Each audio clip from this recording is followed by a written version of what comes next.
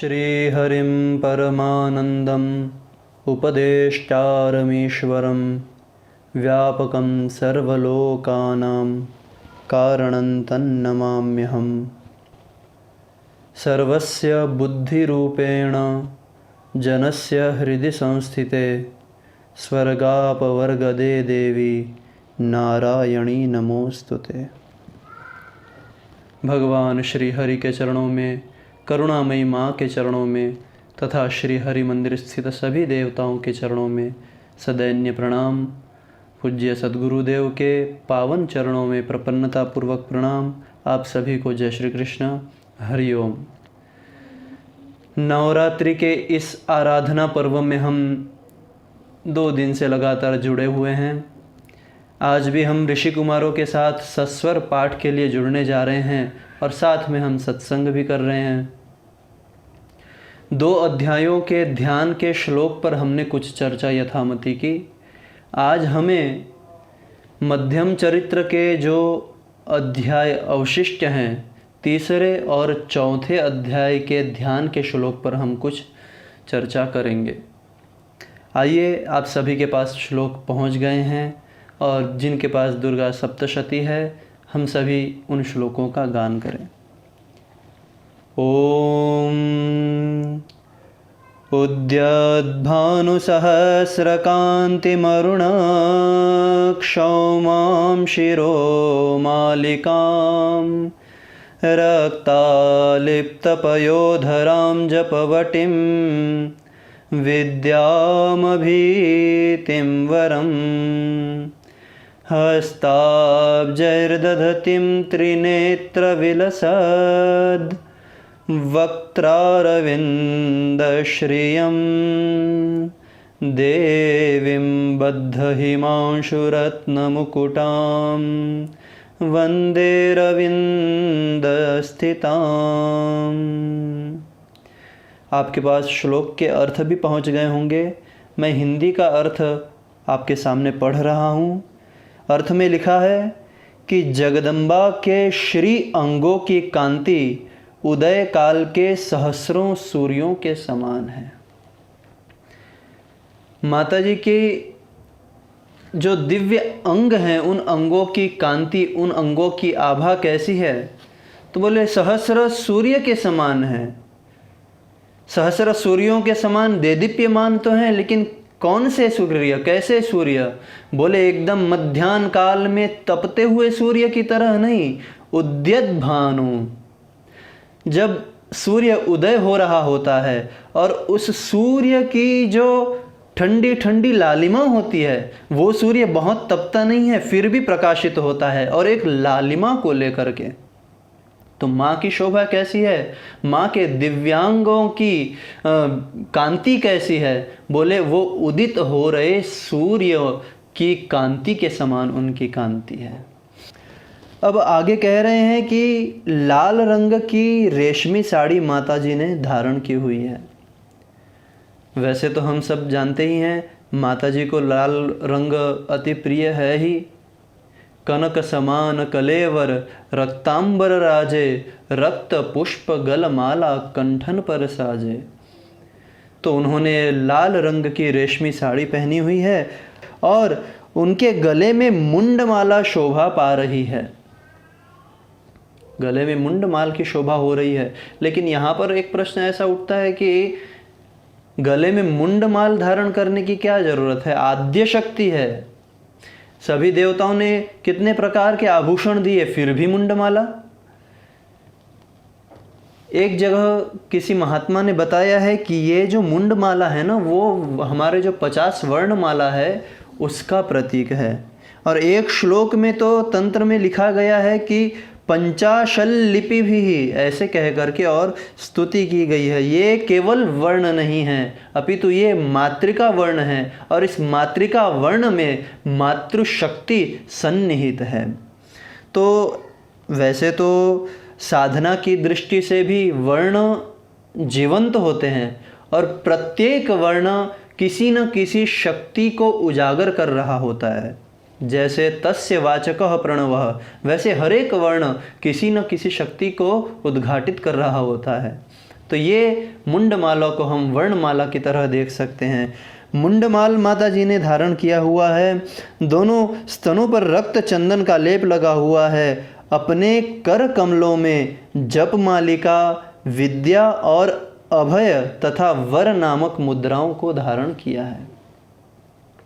ये सब चीज़ें शायद माता जी ने हमारे लिए धारण की है, नहीं तो माता जी को जप मालिका धारण करने की क्या आवश्यकता है। लेकिन शायद वो हम बच्चों को सिखा रही है कि जप निरंतर होते रहना चाहिए, जीवन में से जप की माला नहीं छूटनी चाहिए, और इसीलिए उन्होंने ये जप माला धारण की हुई है। अभय, विद्या, वर मुद्रा, इन सब को किसके लिए धारण किया है? अभय मुद्रा से हम सभी को वो अभयत्व प्रदान करती हैं।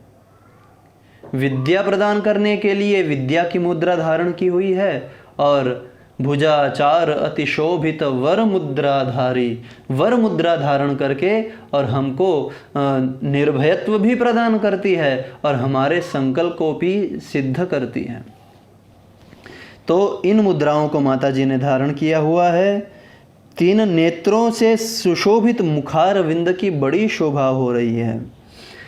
वैसे तो 2 नेत्र वो सूर्य और चंद्र के प्रतीक हैं। इन नेत्रों से माँ करुणा बरसाती है। माँ के नयनों का हम नेत्रों का दर्शन करें तो उनकी माँ के नेत्रों से निरंतर करुणा बरस रही है, और उनके नेत्रों के दर्शन से भक्तों को एक अभयत्व की प्राप्ति होती है। और तीसरा नेत्र क्यों? बोले दुष्टों के या दुर्गुणों के संहार के लिए ये तीसरा नेत्र धारण किया है।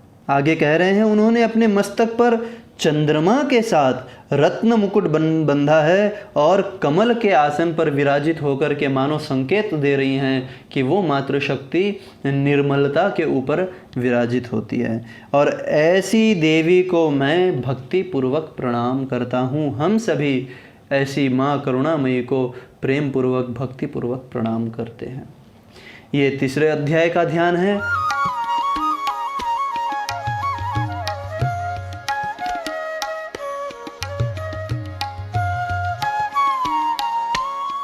अब हम चौथे अध्याय में जो ध्यान बताया गया है उसका दर्शन करें। आइए चौथे अध्याय के ध्यान का श्लोक का गान करें। ओम कालाभ्राभां कटाक्षैररिकुलभयदां मौलिबद्धेन्दुरेखां शंखं चक्रं कृपाणं त्रिशिखमपि करैरुद्वहन्तीं त्रिनेत्रां सिंहस्कन्धाधिरूढां त्रिभुवनमखिलं तेजसा पूरयन्तीं ध्यायेद् दुर्गां जयाख्यां त्रिदश परिवृतां सेवितां सिद्धिकामैः। यहाँ पर ध्यायेद् दुर्गां, माँ दुर्गा का हम सभी ध्यान करते हैं, ऐसा कहा है। इस बार सांदीपनी ने बहुत ही बड़ा सुंदर विषय ध्यान, हमारे जो दुर्गा सप्तशती में जितने भी माँ के ध्यान के श्लोक हैं उसके ऊपर कुछ चर्चा करने का अवसर हमें प्रदान किया है। तो ये ध्यान बहुत ज़रूरी है, और हर एक अध्याय, कोई भी आप स्तोत्र लेंगे तो शुरुआत में ध्यान आता है। विष्णु सहस्त्र का पाठ करेंगे तो ध्यान का श्लोक से प्रारंभ होता है। कोई भी स्तोत्र लो तो पहले ध्यान होता है, उसके बाद हम उस शास्त्र की, उस स्तोत्र की हम चर्चा करते हैं। मैं ये समझता हूँ कि वो ध्यान की भूमिका क्या है। उस ध्यान की भूमिका मोती के माला में जो सूत्र, जो धागा पिरोया हुआ है, वो भूमिका इस ध्यान की है। क्यों? बोले इस ध्यान के द्वारा हम उस देवी या उन परमात्मा या अपने इष्ट के उस स्वरूप में अपने चित्त को उस धागे की तरह पिरो देते हैं। और जब ध्यान के द्वारा हमारा मन उस भगवान की उस शोभा में, उस स्वरूप में हमारा मन जब उस धागे की तरह पिरो जाता है, तब फिर चित्त के जो मणि है ना, वो फिर बिखरते नहीं।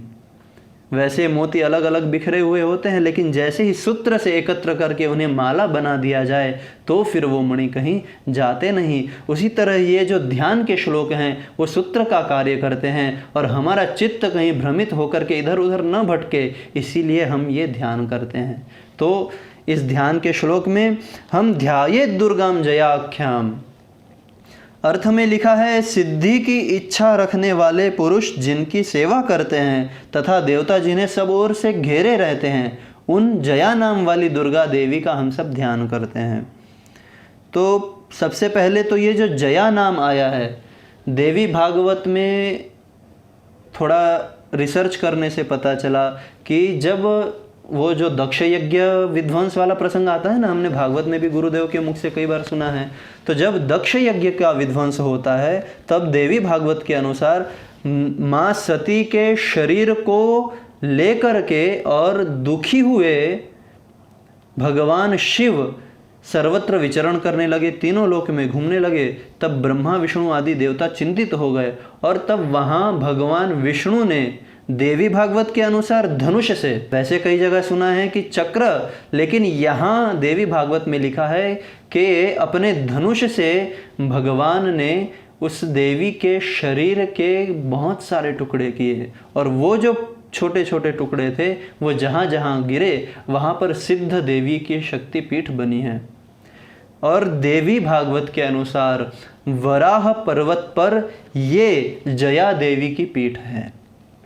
वैसे कुल मिलाकर देवी भागवत में लिखा है 108 सिद्ध पीठ हैं, उसमें ये जया देवी की पीठ, सिद्ध पीठ वराह पर्वत पर है।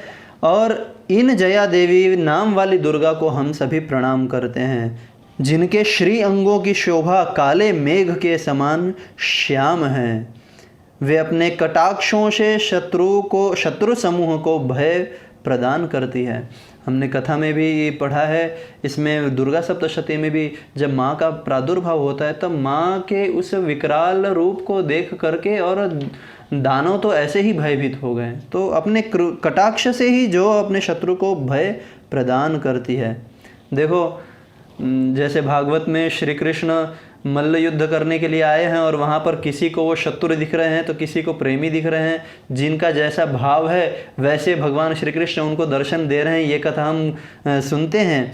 उसी तरह माँ अपने कृपा कटाक्ष यदि करती है तो उनके भक्त जो हैं वो एकदम निर्भय हो जाते हैं, और उसी जगह अगर शत्रुओं को, दुष्ट राक्षसों के ऊपर वो कटाक्ष करती है तो वो सभी शत्रु भय से युक्त हो जाते हैं। आगे लिखते हैं कि उनके मस्तक पर आबद्ध चंद्रमा की रेखा शोभा पाती है, अपने हाथों में शंख, चक्र, कृपाण और त्रिशूल धारण करती हैं, त्रिनेत्र है, सिंह के कंधे पर चढ़ी हुई हैं और अपने तेज से तीनों लोकों को परिपूर्ण कर रही हैं। माँ का तो तेज है ही ऐसा, यस्य भाषा सर्वमिदं विभाति, पूरा जगत, संपूर्ण चराचर विश्व उनके तेज से ही तो दीप्त हो रहा है, देदीप्यमान हो रहा है। तो ऐसी करुणामयी माँ के चरणों में हम अपने भाव पुष्पों को हृदय की अंजलि बना करके और उसमें भावों के पुष्पों को भर करके और माँ के चरणों में पुष्पांजलि करें। सभी को जय श्री कृष्ण, हरि ओम।